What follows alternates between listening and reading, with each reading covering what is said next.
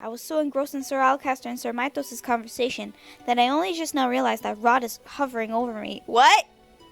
Oh, God! Oops.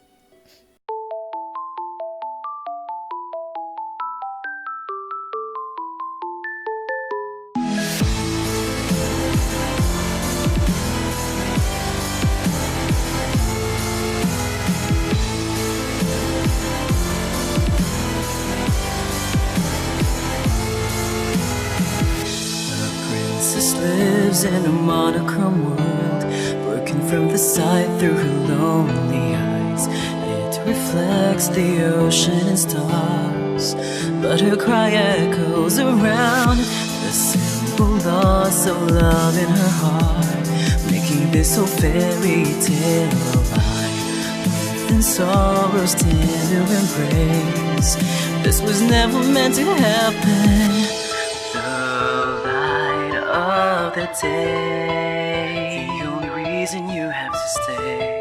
Hear me sing my song and just keep holding on. Cinderella, why don't you stay with me tonight? We will dance until midnight comes and we could run away. Oh, we will never ever be apart. Set aside all your fears, this magic lives inside your heart. I am here, would you wanna stay with me tonight? Follow me, we will run across the bridge of fantasy. Oh, all the pain and sadness that you feel, believe in me, hold me close, don't ever let me go. Come and stay with me forever. The magic lives so long as I am here.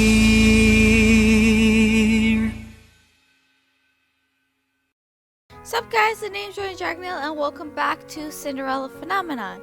So last where we left off, Rod finally told us what his curse was and what it was about. So I'm glad he finally opened up, and it was pretty sad for him. I called that he fell in love with Vierica. Oh man, I really don't know. A lot of you are telling me different pronunciations, honestly, and it's kind of like, okay, I'm just gonna pronounce it as Vierica from now on because that's how I'm comfortable with.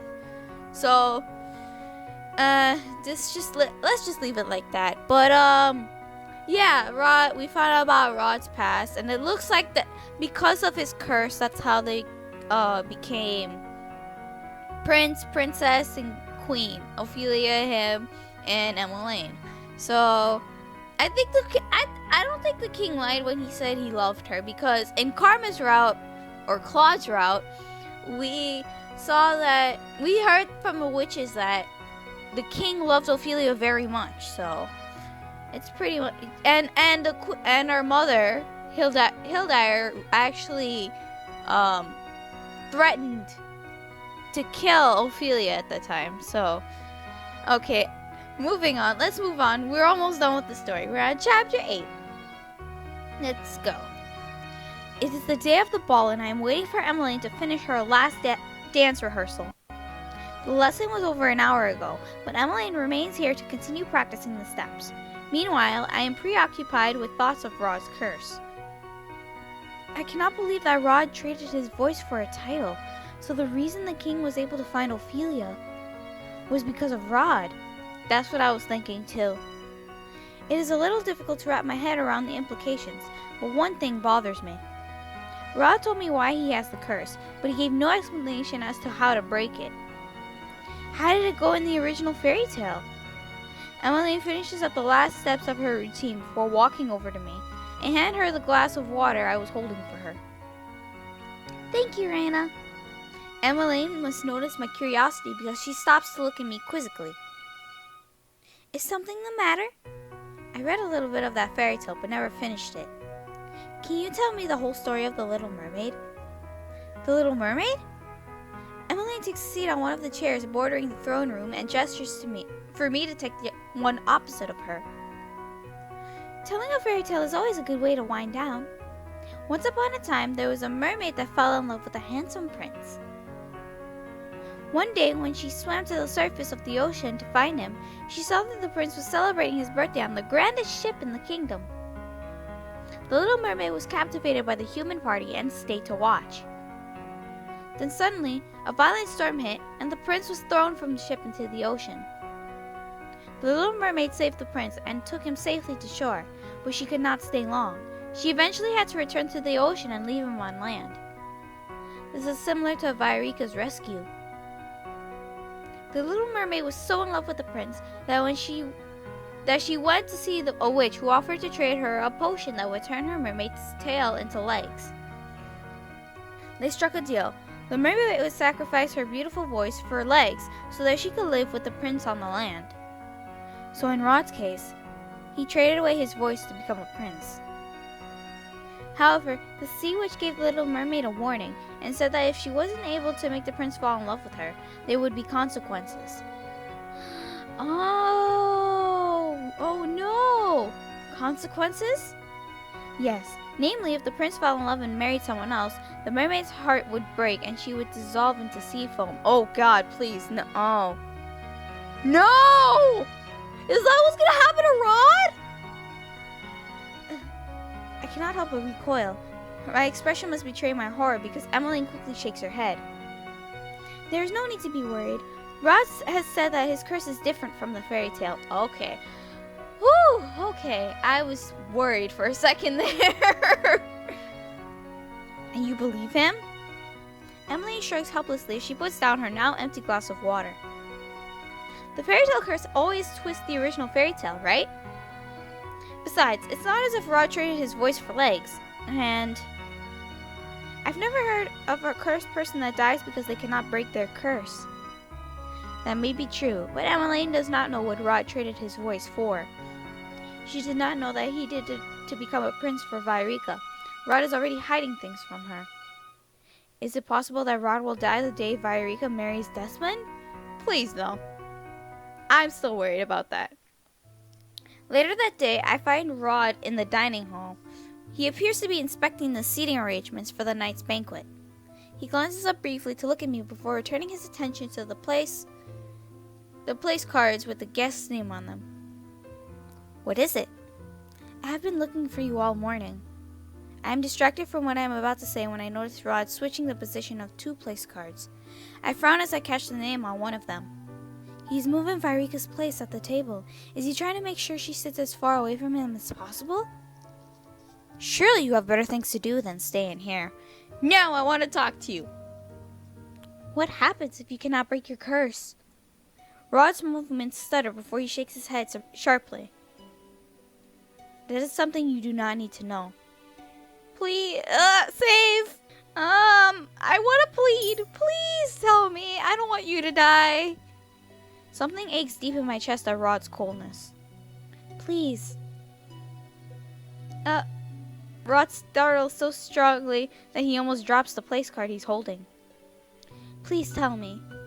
We have been partners for months now. But I've barely... Yes, I know that it is an unusual partnership and that most of our helping each other has been subtle, but I'm only one good deed away from breaking my curse, while you seem to be no closer to breaking your curse than when we started. I will do whatever I can to help you with your curse, Rod. So please, let me help you. I gotta point. See, you gotta plead. Silence falls. Moments later, Rod sighs and looks away from me. Some unspeakably sad emotion shines through his eyes. Even if I want your help, Raina, there's nothing you can do. Dread settles in the pit of my stomach at Rod's words. Could I be right? Will Rod actually die if he does not manage to break his curse? Emmeline told me the story of the Little Mermaid. She said that the mermaid dies if the prince marries someone else. Rod, when Vairika marries Desmond, will you... My voice trails off when I hear the sound of the door behind us. Is it Ophelia or the king? Rod rushes forward and grabs me before I can glance back at the door. Ow! I became aware of the weight holding me down to the floor. The impact of the ground against my head blurs my vision, making it impossible for me to see what is happening at first. Am I underneath the dining table? I struggle to try and sit up, but the weight pushes down on me again, forcing me to be still. Quiet. Rod? Why did he push me underneath the table? I'm about to ask him aloud when the sound of footstep silences me, I cannot help but remember what Sir Mythros was saying about rumors. If Rod and I were seen alone together by the servants, the rumors will no doubt get worse. But why is Rod doing this? I stay quiet as the people that enter the dining hall begin to talk. How strange for this place to be empty at this time of day. There is a pause, and then another voice speaks up. You better have good news for me, Mythros. Oh shit, is this Sir Alcaster? Yeah, Sir Alcaster and Sir Mythros? Rod's hands tighten on my shoulders. Everything is as you requested, Sir Alcaster. Fucking Mythros, why? There should be no issues. There better not be. You've disappointed me before, Mythros. I would be careful not to try my patience again. Yes, Sir Alcaster. Sir Mythros sounds oddly subservient. But why? The two of them are both ranked equally, and neither of them should have to answer to anyone other than the king. Unless Sir Alcaster truly is the witch and is forcing Sir Mythros to obey him with a spell. Actually, no. That's not the case. Wait a few minutes after I leave. We should not be seen together. I do not hear Sir Mythros respond, but I can hear Sir Alcaster leaving the room. Sir Mythros sighs out, but is otherwise silent when he leaves the room after a few moments. I exhale fully as the door finally closes behind Sir Mythros. This is bad. I was so engrossed in Sir Alcaster and Sir Mythros' conversation that I only just now realized that Rod is hovering over me. What? Oh, God! Oops. Hey, are you alright? You're too close for comfort. Actually, no, I don't. I kind of don't mind this, but at the same time, I kind of do. Jesus! Are you hurt? You look a little... Rod suddenly pauses as he notices our positions. He stares at me for a few moments, eyes wide. Oops. He scrambles out from underneath the dining table, and by the time I do the same, he is standing far away from me, his gaze fixed on the wall. Oops. He is bright red. It would be funny if I weren't sure I was the same color. You are the same color! Rod clears his throat. It seems that Sir Alcaster really is the witch if he has the ability to make Sir Mythros obey him. Lady Parfait should be told immediately. Rod turns on his heel to leave the dining room. Rod, wait! What? This is urgent, Princess. I can't just... When Vyrika marries Desmond, will you die? Rod pauses for a moment, but I can tell from his pained expression that he will not speak. You're running out of time, Rod. My eyes flit between Sebi and Rod. What does that mean? Nothing. He turns away from me once again and starts walking away. Rod. There must be something in my voice that makes Rod stop, because he turns to look at me. Please stop running away from this. What would knowing the answer achieve, Rana? Though Rod's words are harsh, his tone is soft. There's nothing anyone can do. Leave it alone, Rana. It's for the best. No! I cannot help but get mad at Rod's dismissive tone. I move toward him, frowning. How can you say something like that? You are not the only person that will be affected if you keep refusing to do anything to break your curse. Can you imagine what your death would do to your sister? To your mother? Losing you would destroy them. Rod's face is suddenly inches away from mine. He places his hands to the wall behind me, caging me in. Fuck! What do you want? His face is flushed with anger, but the look in his eyes is tormented. My family has been dealing with the consequences of my actions for the majority of my life. Don't think that I don't know what effect my curse has on the people closest to me. Besides, I don't want to involve you in this too. His voice is a whisper, but I can hear his words. Rod. Rod pushes away from me and stalks off as I stare after him. He says that, but then he still does nothing to try and break his curse. I do not understand him at all. What is stopping him? I am sad right now. If he's gonna die, I'm gonna be sad. Okay? Please, let's not do that. Let's not get him killed. Rod is absent from the palace for the rest of the day, and returns only once the sun has set to prepare for the ball. I have not been able to talk to him since, but I assume that he has been to the marching to tell Delore and Parfait about our suspicions of Sir Alcaster being a witch. I hope they come with an effective plan for dealing with him. The palace is not safe so long as he is here. The ball is just about to start that evening, and I have been asked to make sure none of the guests are lost and wandering the halls. I have been walking around for a while, directing any late guests in the right direction. That should be everyone. But as I turn the corner, I notice two people lingering by a column. Excuse me, the throne room is... I pause when I look more closely at the two men in front of me. I recognize one of them instantly. Oh, fuck. It's you again! Fuck you! I'm sorry. Yes, he's cute, but at the same time, no! Get away! What is Sir Alcaster doing outside of the throne room? And who is that man he's with? I believe that's Varg. That's his name, I think. Okay. Reyna. Sir Alcaster gestures me toward him and I approach warily. This is Varg. Yep, I was right. He is one of the guests for the ball. Yeah, guess. Okay, let's put it like that. Sure. Varg sweeps aside his cape as he bows, and I curtsy and dip my head to hide my expression. I can literally just imagine him bowing with the cape. Oh my god. I can't right now. I have not heard of a Varg, and why would he be bowing to a mere maid? Also, why is he wearing such an elaborate costume and mask? Yeah, about that. This is not a masquerade ball. If Varg is an acquaintance of Sir Alcaster, there's no telling what or who he truly is. Stranger danger. That's what he is. Varg is one of the suitors for Princess Emmeline. Oh god, why? Please tell me this is all a fucking joke, cause he is not suit for her. Would you please escort him to the throne room? I will be along shortly. Varg's politeness is even more suspicious. Of course, Sir Alcaster. I meet Varg's gaze briefly and cannot help but frown at the way he is smirking at me. You're creeping me out! This way. Varg and I make our way toward the throne room. I cannot help but feel wary of the fact that he is falling behind me, where I cannot see him. If the maids are this lovely, the princess must be truly beautiful. You flatter me. No, I'm joking. Varg laughs as I grit my teeth at the sound. What? It was meant as a compliment. There's no need to look at me like that. Varg looks at me curiously. Our maids are not allowed to speak in this place. I have nothing to say. Not the most cheerful person on staff, are you?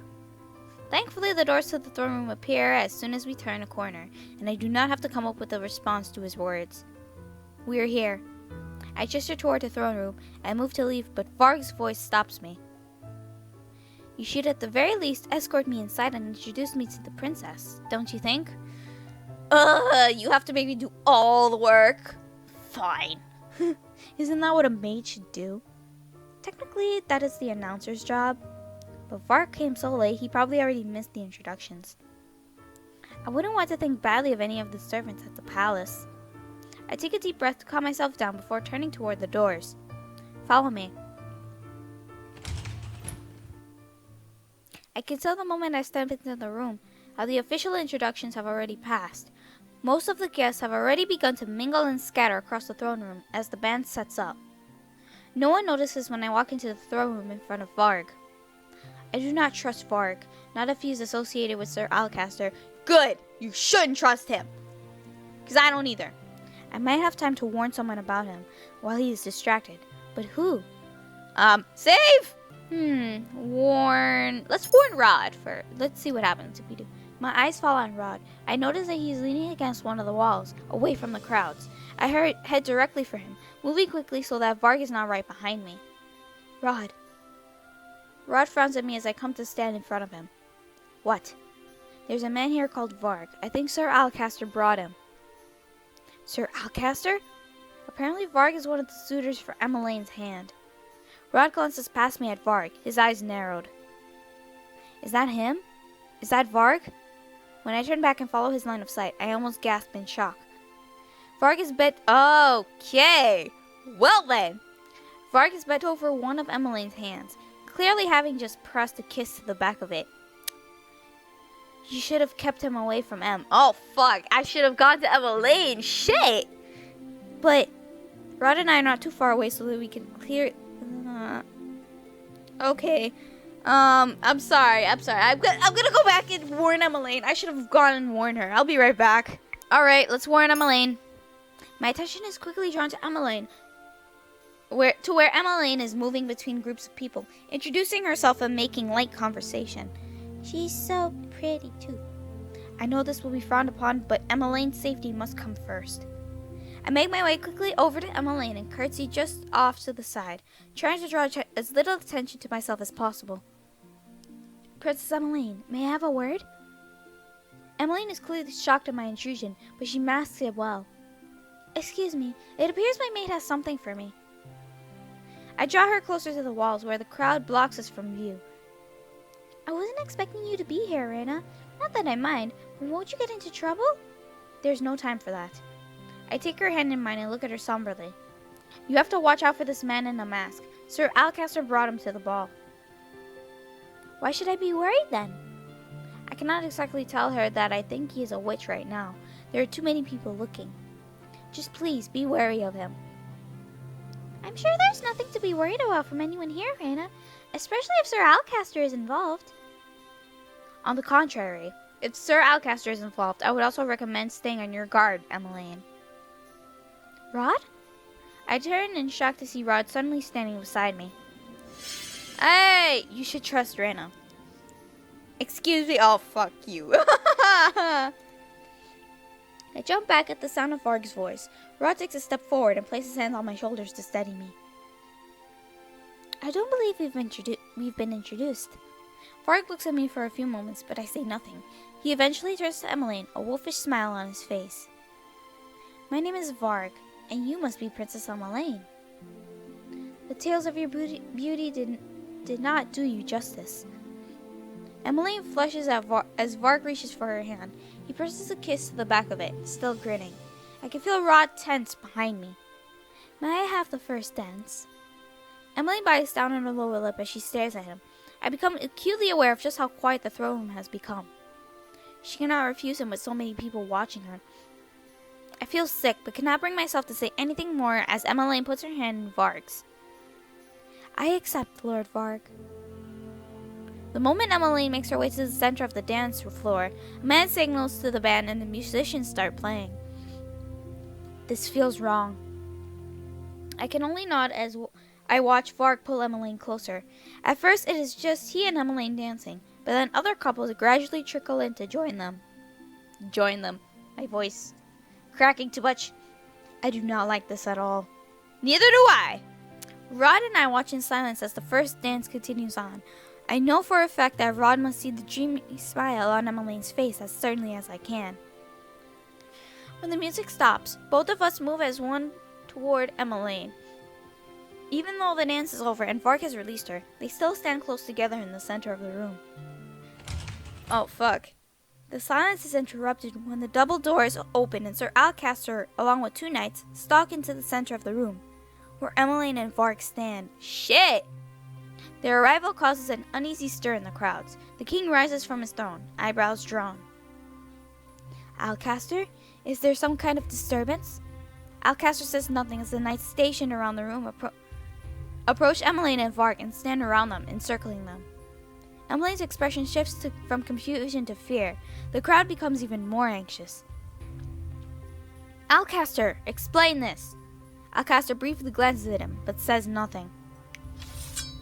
He turns back to his knights and snaps his fingers. The knights pull out their swords and point them at Emmeline. Em! I reach out to grab Rod's hand before he can make his way toward her. Rod, it is too dangerous. I know, but thoughtless actions have the potential to put Emmeline in even more danger. Rod's only response is to tighten his grip on my hand. I place my other hand over him to reassure him. My other hand over his to reassure him, and slowly but surely his grip begins to loosen. I turned my gaze back to the king. Alcaster, stop this immediately. What do you think you are doing? Something I should have done a long time ago. I have been nothing but loyal to this kingdom, and all I have ever wanted was for Angielle to thrive. But ever since the queen died, this kingdom has become weak. It is because you are a weak ruler, Gennaro. My god, fuck you. What? The people were more productive back then, more disciplined during the late queen's reign. The kingdom has become less productive without fear to drive them. When there is power, there is order. Power is not something that should be needlessly used to control people. It is used to protect them. You, of all people, should know that. Sir Alcaster shakes his head. I, of all people, know that order is what makes a hierarchy stronger. I am only doing what is necessary. I am reorganizing the system. Hand over the crown, Gennaro.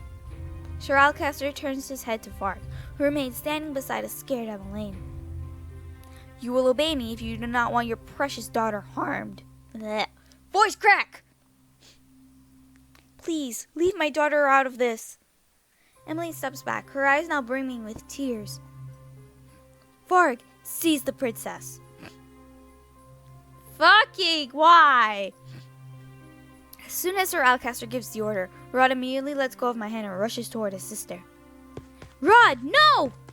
I quickly follow after him, but Rod suddenly stops in his tracks. I bump abruptly into his back. Rod?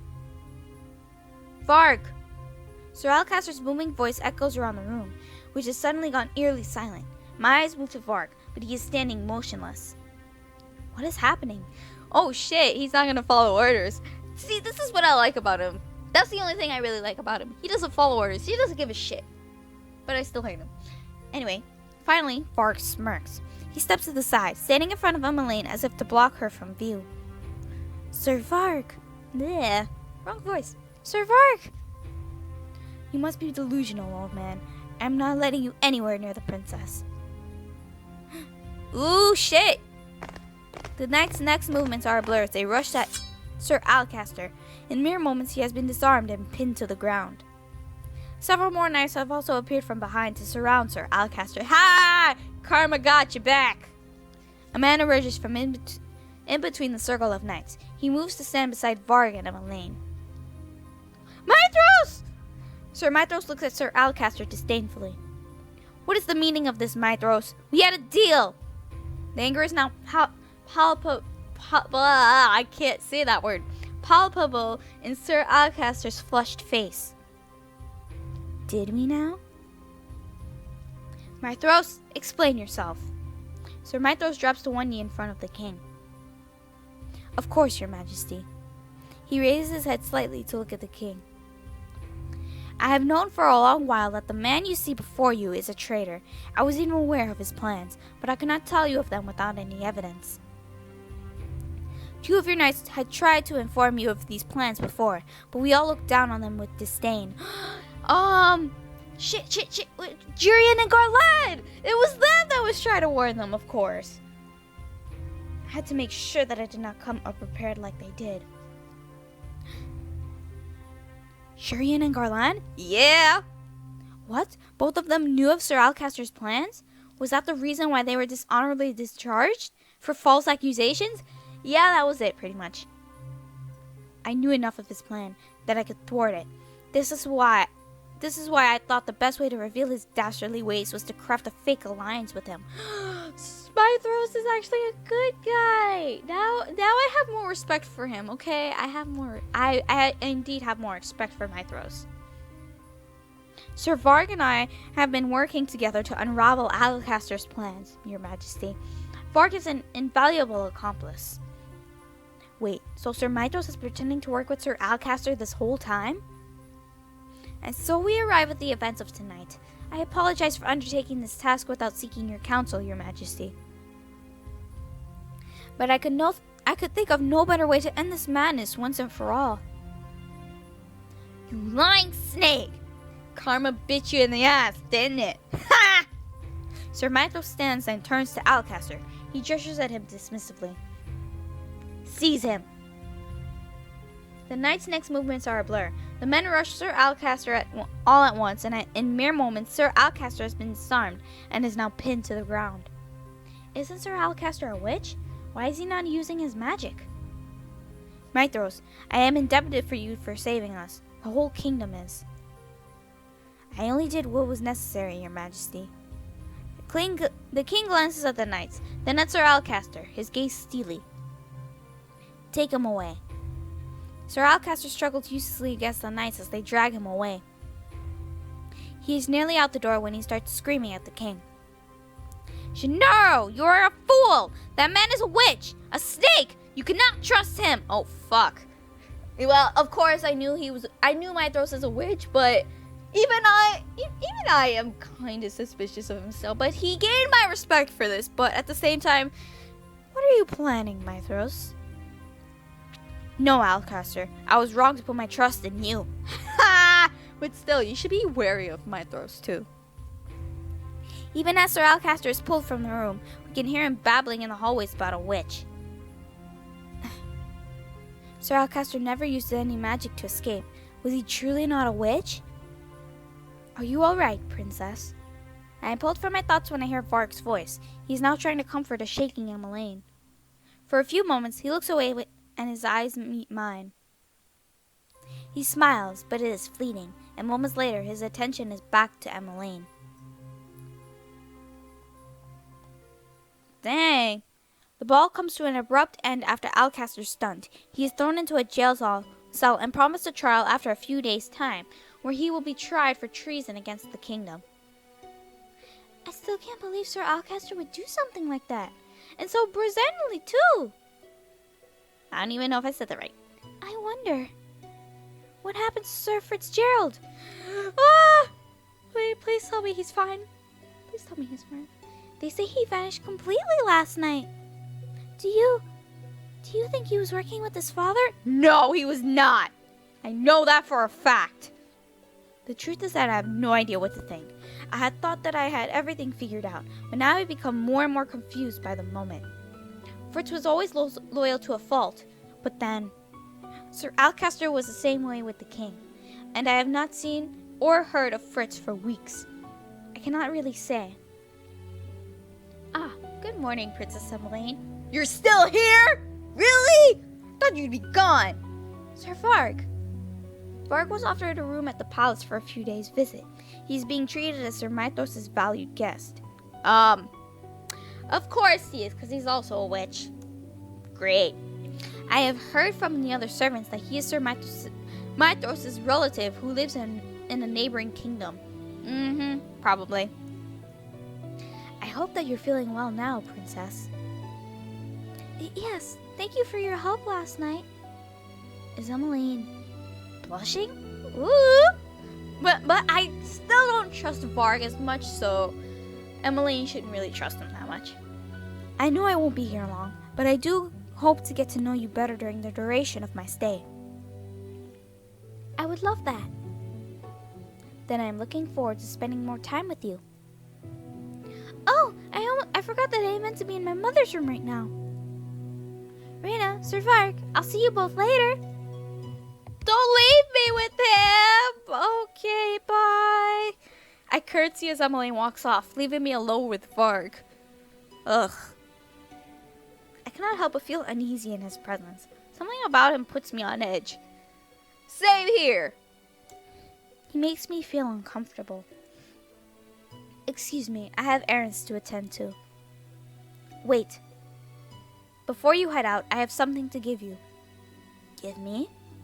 Varg reaches into one of his pockets and withdraws a letter that he holds out to me. Letter! Okay, this isn't suspicious at all. What is this about? Well, I guess you'll have to open it and find out, Princess. Oh god, he knows. See, he's a witch too. I knew it. Well, of course I knew that from Claude's route. My blood turns to ice in my veins. He knows I am the princess. That could only mean that he is... I have no idea what you are talking about. Excuse me. I'm about to leave when Varg suddenly grabs my wrist. Let go of me, you ass! The play is just about to start, Princess. You have a responsibility as the blah. You have a responsibility as the main character to perform impeccably until the very end. Is this dude breaking the fourth wall? Because I swear to God. Otherwise, well, he grins at me. It is the same wolfish smile that he flashed at me during the ball. Doesn't Varg mean wolf in some language? I forgot what it was. I forget. Jesus. I don't know what I'm talking about. I know someone told me in the comments what Varg meant in a different language. It meant wolf, right? Please correct me. Please someone correct me if I'm wrong. That Varg means wolf. But I don't know what language it is. If someone can remind me in the comments, please. You might miss out on your fairy tale ending. What? Before I can say anything else, I feel a hand grip my other arm. Someone tugs me back and away from Varg, then comes to stand in front of me. Rod? Rod! Ah, my hero! This is the first time I'm actually very glad to see him. Stay away from her. Rod? Varg looks at Rod, then at me, his smile growing more crooked. What an interesting turn of events. I wonder how this will end for the both of you. Tell me, Rana, what is he to you? Save!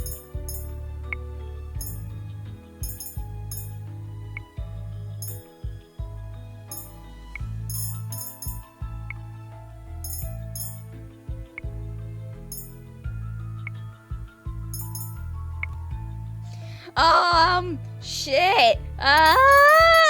If I say nothing, I don't want to say he's a friend. He's more than a friend to me. And I don't know honest opinion. You know what? I'm gonna say dots. No answer, Be in denial all you want. At the end of the day, you're going to have to decide who and what you will choose. Who or what to choose? Silence. You are harassing one of our staff members. Oh shit, that was a good choice. Okay. Of course. I apologize for my rude behavior, Your Highness. You seem to know a lot about us. Are you I lower my voice. Are you a witch? You're asking the wrong person, Princess. He knows who you really are? I think you two are worrying too much about me. After all, I'm just a pawn in this game. Varg dips into an elegant bow and flashes one last smile before walking away. See? I knew I shouldn't have trusted Mythros, honestly. Are you alright? I am. Thank you for helping me. You know I'd do anything for you. What? What? Rod shakes his head before stepping away. Anything for me? Rod coughs, pulling me from a thought. It is possible that he is a witch, or that he is working with other witches, but we have no evidence to prove it. Until we figure out what's going on, you need to be wary of him. You don't have to tell me twice. I know. Rod smiles at me gently. The look makes my heart thud once, painfully, in my chest. Don't do this to me! Stop staring at me like that. Well, I have to! Your smile is cute! Rod looks away. His cheeks tinge red. I feel my own cheeks warm at the sight. I wasn't staring at all. Okay, awkward. Awkward silence. Both of you are hopeless. Oh, Sebi. Shut up, Sebi. Rod gives me one last look before finally turning and walking away. I place my hand over my chest where I can hear my thudding. Where I can still hear my thudding heartbeat. This feeling. If it is what I think it is, then I have no right to feel that way about him. He is my stepbrother. Exactly. Ah! That's what kind of freaks me out a little bit. I shake my head to clear the thought, then glance down at the letter that Varg just delivered to me. There is only one sentence written on it. Come to the throne room alone tonight. Chapter 9, the wedding. Oh, fuck. Is it that time already? I wonder. Should I leave it off here? You know what? this is like, it's only like half an hour, so I might as well add an extra chapter to this. After all, I do still kind of have time. And then the last chapter we will do in the next video, because I don't want to keep it so long. Okay? So without further ado, let's start on the next chapter, because I want to know what happens too. I'm pretty sure you're all curious. So grab a drink, grab a snack. This is going to be another long chapter. Well, I hope it's not a really long chapter, but yeah, this video is going to be long, so please grab a snack and stuff. Anything that keeps you busy. Even a plushie, like Stebby. Okay. Anyways, the throne room is empty when I arrive. I can only hope that this is not some sort of trap. Same here. Soon after I enter, the door squeaks open and a familiar face enters the room. Mythros! See, I knew I couldn't have trusted him. Sir Mythros? Sir Mythros walks toward me. When he is close enough, he drops to one knee and bows. I frown as I take a step back from him. My princess, do not be alarmed. I know of your true identity. See, I knew he's a witch, so this doesn't surprise me. Sir Mythros flashes me a wide smile that causes a shudder to run down my spine. You know who I am. That means you are... I take another step back as the blood drains from my face. Sir Mythros' smile only widens at my reaction. I'll say it for you. Yes, I am a witch. If you are a witch, then Sir Alcaster is a mere human, a fool one. And Varg? Nothing but my personal errand boy. I fucking knew it. A thought suddenly occurs to me. If Sir Alcaster was plotting against the kingdom, then did Sir Mythros also punish Fritz somehow? God, please no. What about Fritz? Was he a part of Sir Alcaster's plans? Ah, the knight. To avoid confusing you, let us just say that the situation surrounding him is too complicated to adequately explain. I command you to answer my question, Sir Mythros. Was Fritz a part of this? If it makes you feel any better, he refused to be a part of this.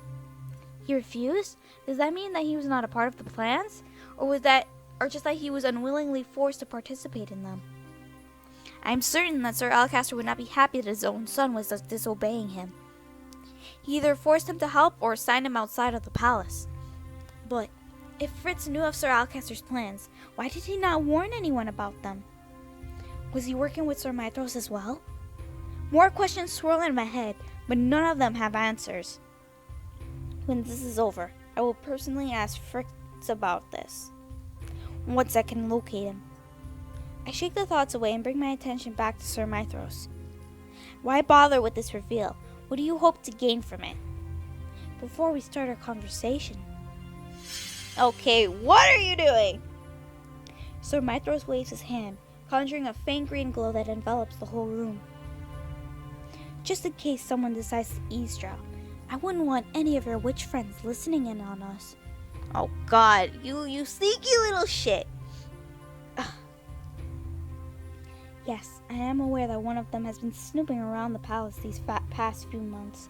Their snooping has made it more difficult to move around without exposing myself. Sir Mythros clicks his tongue in annoyance. Such a nuisance. He is referring to Delora. She and Parfait warned me before that there was a witch in the palace.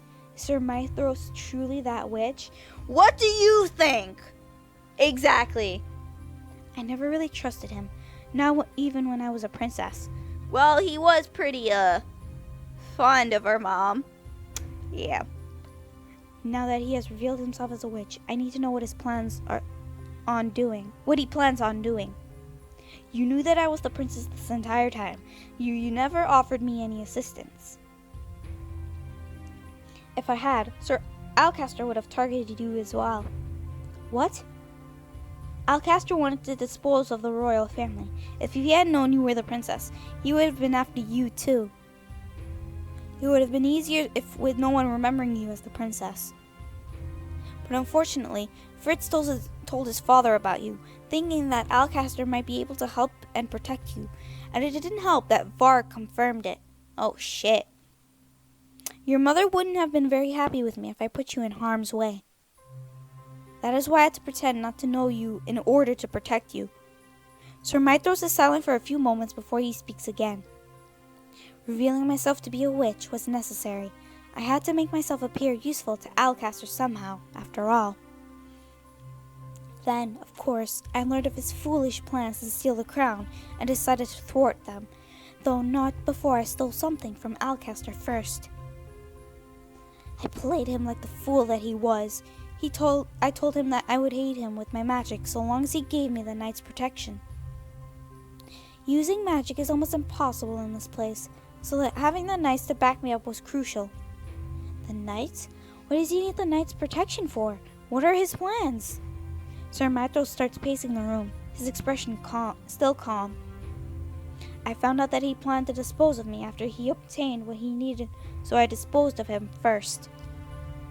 Alcaster might have been able to convince most of the knights to aid him by promising them promotions, but, well, my magic is far more convincing. Sir Mythros stops in front of me, his deadpan expression transforming into a smile. For now, let us desist speaking of my plans. The minute Alcaster's plans were thwarted, I knew I had to contact you directly. I am happy to see you in the palace, Your Highness. Although, we really need to get you out of those clothes soon.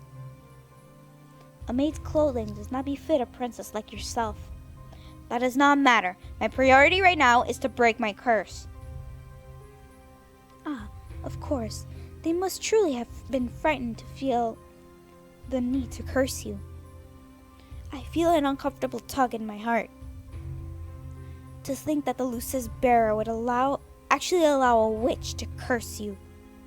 Sir Mythros shakes his head, disgust written on his features.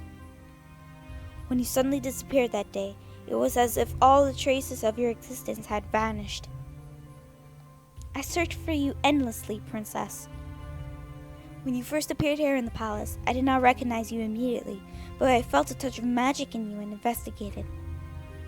My curiosity is what prompted me to investigate you further. When I tried hard enough, I found that I could see through the glamour that had been cast on you. Oh shit, well he broke the glamour. He broke through the glamour. So Sir Mythros truly was the witch Parfait was referring to when she mentioned someone seeing through the glamour. Imagine my surprise when I found out that it was actually you.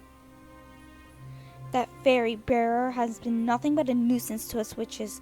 First she betrayed your mother, then she betrayed you before she even met you. My mother, she was the Tenebran bearer corrupted by darkness. Parfait only did what she had to. Sir Mythros looked at me, clearly surprised. What lies have those people been whispering in your ear? Everything the Queen did, she did for us witches, to protect us from the wicked humans who destroyed our kind. It is clear to me where Sir Mythros' alliances lie. Yep, sadly guys, we can't trust Mythros anymore. Sir Mythros sighs, runs a hand through his hair, and then continues speaking. On your 18th birthday, you will follow her footsteps. You will make this kingdom a place for all witches to prosper. I am nothing like her. I refuse to make people suffer to fuel the crystal. I never bore witness to the suffering the people had to go through during my mother's reign, but the stories are enough to reveal her true nature to me. It was hard to believe at first, but those people do not have any reason to lie to a servant like myself. They have nothing to gain from it. I finally understand why the hatred people had for me ran so deep even when I did nothing to them. It was because I was the witch's daughter. Your mother wouldn't be happy to hear you say that. Let me assure you that this is not a destiny you can run from, dear princess. Damn it! I will not let destiny take control of my life. I feigned tiredness by releasing a long yawn. I am sorry for cutting you short, Sir Mythros, but please excuse me. I am getting tired. I'm about to walk past Sir Mythros when he starts speaking again, his voice a low whisper. I noticed that you have gotten closer to the family you so despised before, the prince included. I narrow my eyes at him. You care about him, don't you? I must confess that this surprises me, Princess. Such a relationship would certainly be a scandal. Even if you two are not blood related, he is still your stepbrother. Whatever will you Whatever will your dear father say about this? I clench my fists. He has no right to lecture me. I already know that these feelings are wrong. I know that I cannot have them. I assure you that there is nothing between the both of us. Oh, is that so? Are all the lies you utter just to convince yourself? This man is beginning to try my patience. Allow me to share a little secret with you, princess. I am not interested. I head for the door and reach for the knob. Oh, but I think it is something you would be most curious about. I do, after all, know the consequences of the prince failing to break his curse. I also happen to know that someone special to him is getting married tomorrow. My hand freezes. You better freaking tell me everything right now. How do you know about all of this? I know all of the happenings around this place. That is my job, princess.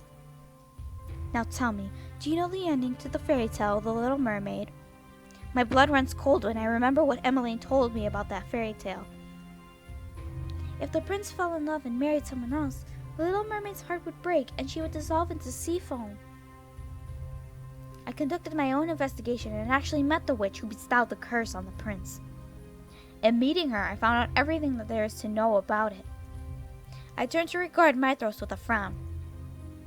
Ah, it seems I finally gotten your attention. What do you plan on doing to Rod? Sir Mythros shrugs.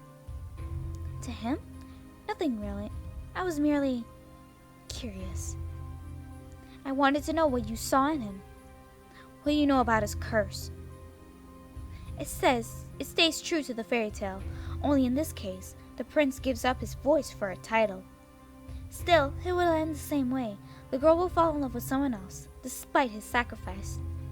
You mean, on his beloved's wedding day, the prince will die. I had thought you might have reached the same conclusion. Tragic, don't you think?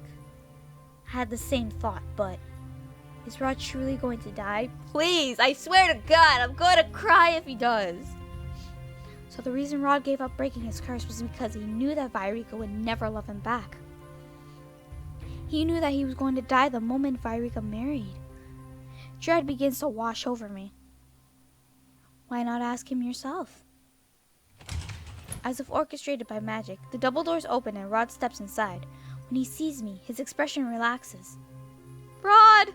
I have been looking all over for you. I wanted to speak with you about my discussion with Lady Parfait. I turn around to face Sir Mythros once again, but to my surprise, he is already gone. When did Sir Mythros leave? Rena, is something wrong?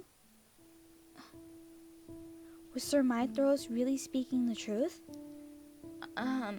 Save. I'm gonna ask him. I can't confront him. I have to ask him. Is it true that you will die when Vairika marries Deciment? I see you're still stuck on the same theory. Have you been snooping around again? Please answer my question, Rod. And if I am?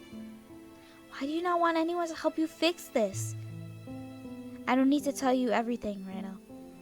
His voice is now soft, his expression tired. I've been aware of another way to break my curse from the beginning, but I would rather die than do what it is I need to do. Do what? Have you not read? Rod's voice trails off when he sees my confused expression. He clears his throat. Forget it. There's nothing more you can do. Was that not the right choice or something? I'm gonna keep going just in case. The reason I never told anyone the truth of my curse is because I never wanted anyone to blame themselves for not being able to help me. I was already at a lost cause the moment Vairika really fell in love with someone else. I could never take the happiness away from her. Rod becomes silent, his gaze downcast. The vulnerable expression catches me by surprise. You should have told me about your curse a long time ago. How many times must I repeat myself? Telling you about my curse won't change the outcome. I could have tried to help you. Why are you so insistent on helping me? Because I care about you. Oh, Oh, that was an admitting thing. Okay, hold on. I think I was supposed to confront him. So let me just see what happens. I'll be right back. We're going to confront him. Is this how you really want things to end? What are you talking about? Have you ever even thought about what your family will feel after they find out that you lied about your curse? You're going to die when Varg gets married tomorrow, am I right? That is why you told me that there is nothing I could do to help you break your curse. Because there really is nothing you can do to help me. Varg will never return my love. I had already accepted my fate a long time ago. Lady Parfait was the only one who insisted I find another way to break my curse. Because she refuses to give up on you. And I will not give up on you either. I knew this was the right choice. Okay, yeah. Okay, I'm just gonna fast forward up until when she confesses that she cares. Ah, she blushed. She blushed. I love her blush. My face warms up when the words escape from my lips. Rod also flushes. What are you saying? That I am worried about you on Emmeline's behalf, of course. I do not want her to think that I let you die. Rod lets out a deep sigh. Just stop talking. You are in no position to tell me what to do. Rina, there is a hint of warning in his voice. Now you better let me help you or... Oh my god! He just... Oh god! That's cute and I just... Okay, no, I'm totally not crying at the moment. My words are cut off when Rod presses his lips to mine. It is only a brief kiss, and when he pulls away, his usual somberness is returned. I told you to stop talking. Oh. I can only stare back at him, baffled. Rod, you do realize that you just kissed the princess? Yes, Sebby, he's aware. He loves us, okay? Rod looks at Sebby, then at me. His face colors once more. He takes a step back, his lips pressed together. I'm sorry. Without any other warning, Rod turns abruptly and stalks out of the room. Ah! Sebby falls from his shoulder and falls to the ground, but Rod does not notice in his hurry to leave. I stare after him in shock. I can't believe he just ran away. I walk to where Sebby is and kneel down to pick him up. Are you alright? I'm fine. Thank you, Princess. Sebby tilts his head to the side. That Rod. I wonder when he will start acting like a man. Suddenly kissing a girl like that is so unromantic. Even in a drastic situation like this, you always know how to cheer us up, Sebby. I think about the warmth of Rod's lips pressed against mine and flush again. Rod may not say much, but he has a lot going on in his head. Thoughts that he doesn't ever want anyone to know. I don't want to speak on his behalf, but I know he really does care about you, Princess. He's just a little standoffish and has a difficult time showing his emotions. He's sensitive like that. Take it from me, I'm always in his head. I care about him too, but what will become of my feelings once I break my curse? I will return to being his stepsister when this is all over. No, this is not the time to mull over such thoughts. I'm sorry for asking this of you, Princess, but can you return me to Rod? That boy is useless without me. The exasperation in Sebby's voice makes me smile. Sebby acts like Rod's older sibling. Aww. Of course. When Rod does not open the door, I knock again. Rod's eyes widen as soon as he sees me. His face flushes the dark crimson. I'm here to return Sebby. Rod nods before slowly taking Sebby from my hands. Thank you. Be careful not to drop me again next time. There is a hint of smile in Rod's face as he taps Sebby's face. Sorry. He looks so much more at ease when he smiles. Rod faces me again with an apologetic expression.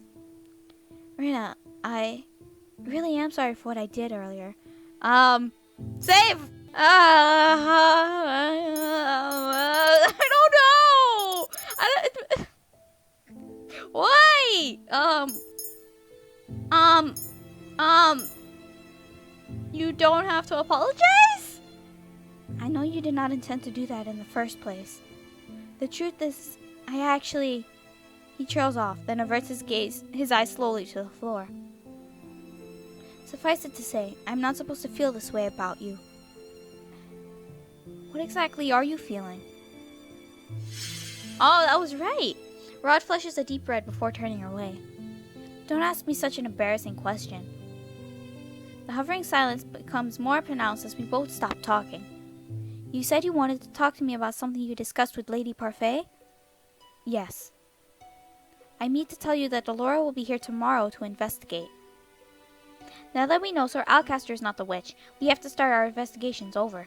About that? About that?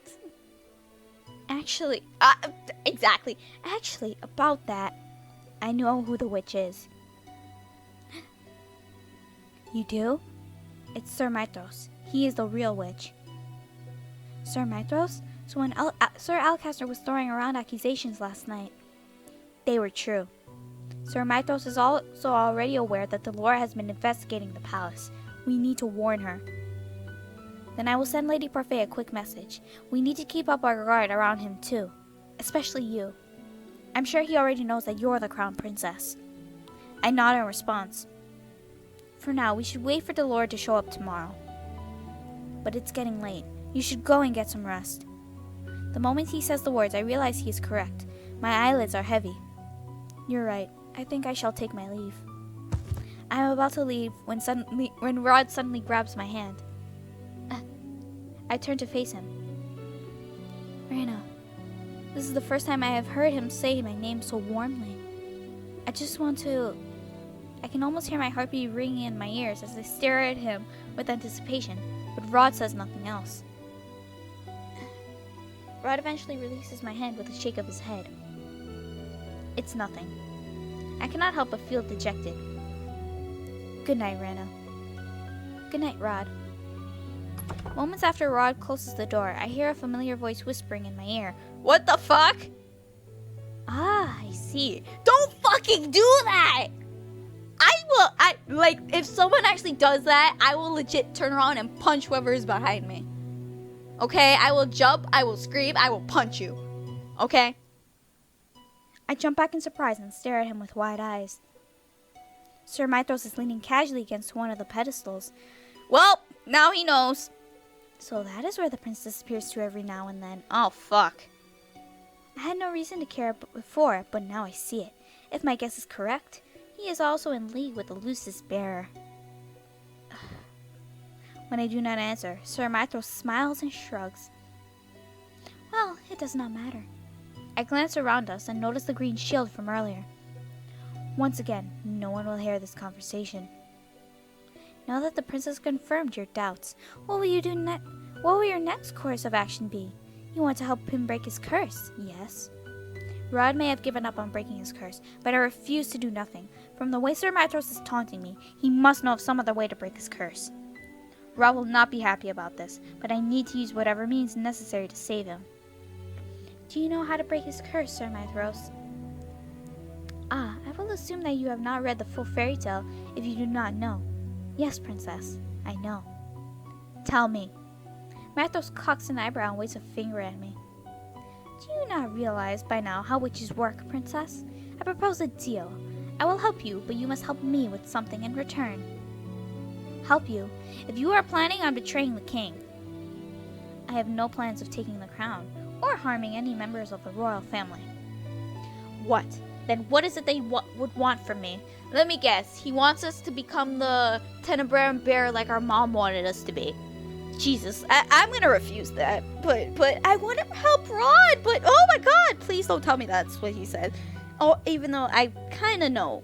I kind of have a feeling that it is. I prefer keeping you in suspense. I do enjoy surprises. You remind me of somebody I know. You will find out the day after tomorrow. That is your 18th birthday. I look at him, perplexed. Why does it have to be on my birthday? Don't worry, Your Highness. What I request from you will also make for a pleasant gift. Of course, he wants us to be the Tenebrae bearer. What do you say? I bite my lower lip as I consider. I am worried about Sir Mythros' request, but I no longer have time. Vairika's marriage is tomorrow, and Sir Mythros has the upper hand. I understand. Good.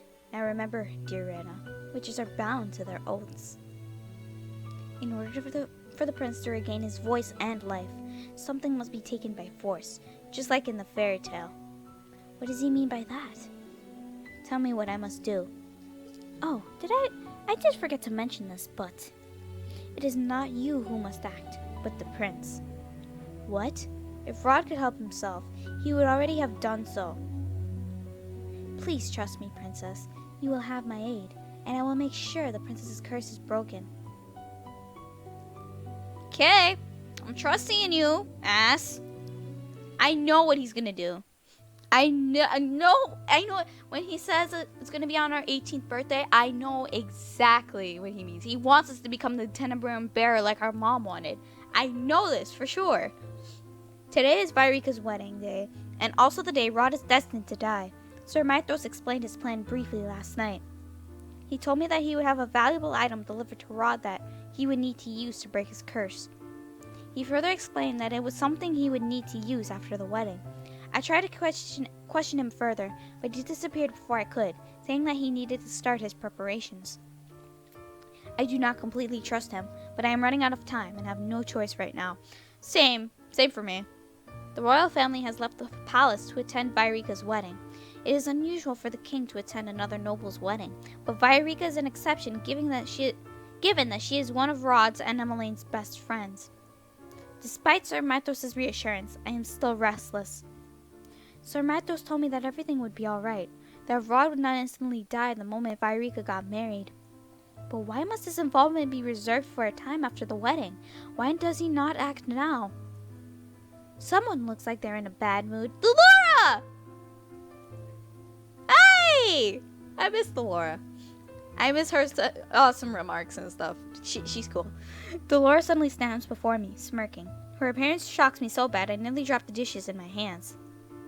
What impeccable timing. We've heard from the prince about Mythros. No wonder I was iffy about the man. I should have realized that he was the witch.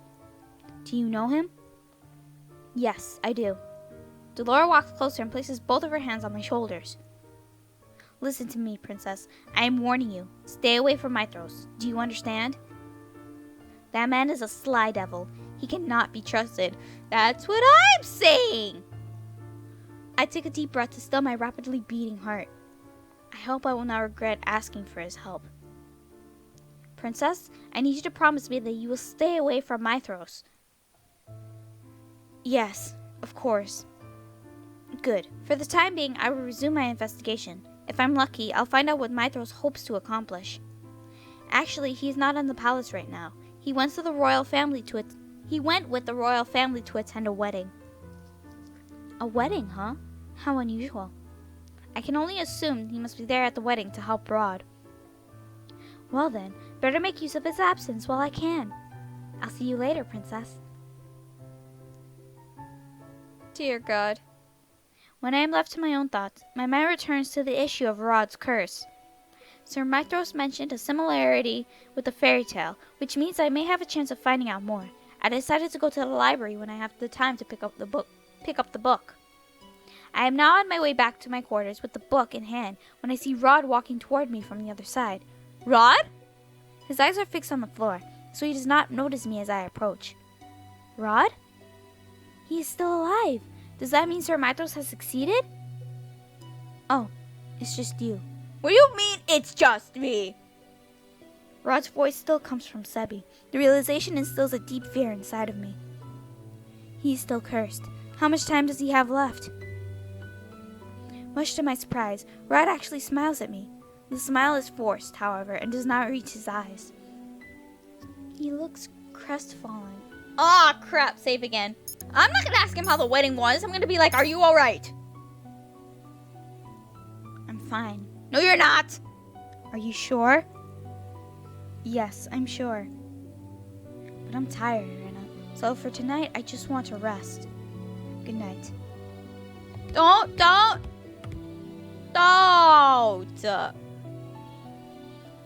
I glanced down at the book in my hands and slowly opened up to the last page of The Little Mermaid fairy tale. Okay, that was obviously not right, so let me go ask him about the wedding.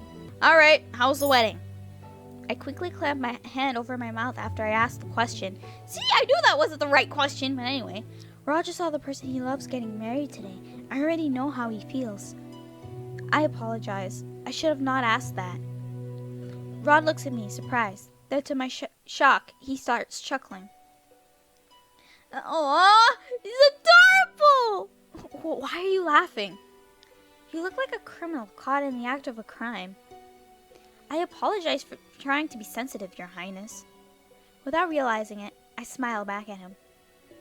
It looks like Rod has finally learned to converse with me normally. I hope this will not be the last time I see him smile like this. I'm tired, Rena. I will now retire for the night. Rod looks at me again and smiles. Hey! Good night, Rena. Without waiting for my answer, Rod begins to walk away. I glance down at the book in my hand, slowly open at the last page, Little Mermaid, blah, blah. I can't read. I start reading from the section where the mermaid sisters explain how to get her fins back. Take this knife, but before the sun rises, you must plunge it into the heart of the prince, and you will be a mermaid once again. The book falls from my hands and collapses to the floor. I stare at it, dumbfounded. Wait, this means Rod needs to kill Viorica? Then the item that Sir Mythros mentioned earlier. Could it be the knife? I need to find him. I turn and start running in the direction of Rod's room in hopes that I will still be able to catch Sir Mythros there. When I come to the end of the hallway, however, it is not Mythros who stands by Rod's door. Oh my god, if it's Varg! Oh, okay. I was about to say. Emmeline? Emmeline is slowly walking in the direction of the throne room. Her movements seem oddly mechanical. I rush toward her. Princess Emmeline, where are you going? Must go to Rod. Oh fuck, no, please! Why is she going to the throne room? Rod is back in his room. My eyes catch on something shining in Emmeline's hand. It's the knife! Oh my god, no! Mythros, I swear to God! My heart nearly stops when I see that it is a knife. Emmeline, what are you? If he kills his beloved with this blade, his curse will break and he won't die. It is as if she is in a trance. Is this Sir Mythros' doing? Is she under one of his spells? Emmeline, snap out of it! Emmeline starts walking again, ignoring me. When I try to approach her again, thinking to steal away the knife, a shadow suddenly comes to stand between us. I swear to God. You of all people, I do not want to see you. Varg looms in front of me, smirking. Where did you come from? Let me through, Varg.